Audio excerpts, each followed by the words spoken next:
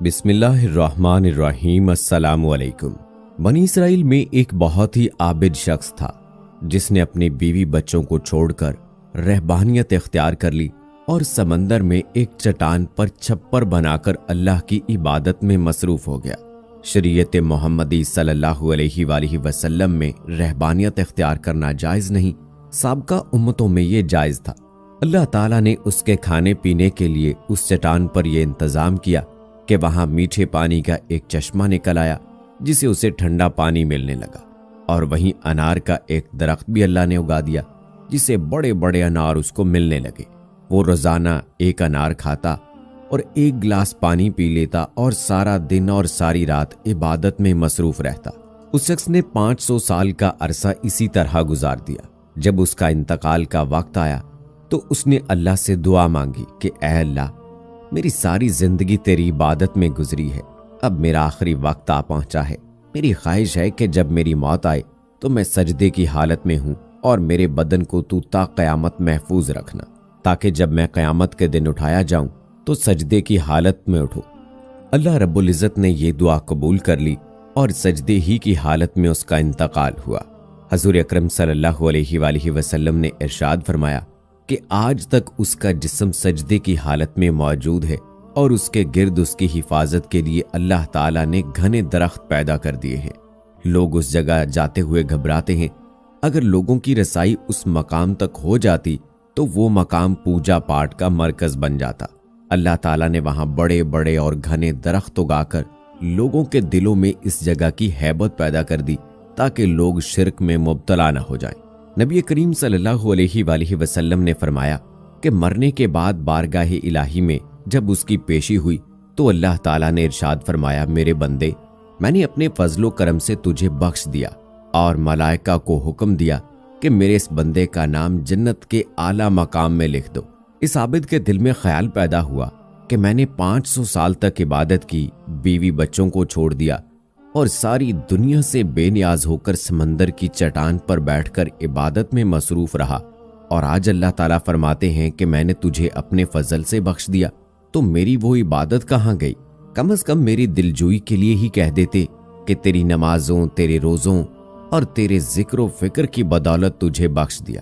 بلکہ اس قدر عبادت و ریاضت کے باوجود کہا جا رہا ہے کہ ہم نے اپنے فضل سے تجھے بخش دیا، گویا میری ساری عبادت بیکار گئی۔ اللہ رب العزت جو دلوں میں پیدا ہونے والے خیالات کو بھی جانتا ہے، اس نے فرشتوں کو حکم دیا کہ بجائے جنت کی طرف لے جانے کے اسے جہنم کی طرف لے جاؤ، لیکن اسے جہنم میں داخل مت کرو، بلکہ جہنم سے 500 میل کے فاصلے پر رکھو جہاں پر اس کو جہنم کی آگ کی تپش شدت محسوس ہو۔ فرشتوں نے حکم کی تعمیل کرتے ہوئے اسے وہاں پہنچا دیا۔ ایک دم جو اسے جہنم کی تپش محسوس ہوئی تو بلبلا اٹھا اور پیاس پیاس پکارنا شروع کر دیا۔ جہنم سے اتنی دوری کے باوجود اسے ایسی پیاس لگی کہ پورا جسم خشک کانٹا بن گیا۔ اسی اثنا میں ایک ہاتھ نمودار ہوا جس میں ٹھنڈے پانی کا ایک کٹورا تھا۔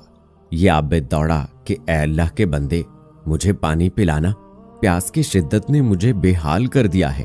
وہ ہاتھ پیچھے ہٹ گیا اور آواز آئی کہ یہ پانی تو تجھے مل جائے گا، مگر اس کی قیمت ہے۔ عابد نے کہا، کیا قیمت ہے؟ جواب ملا، 500 سال کی عبادت۔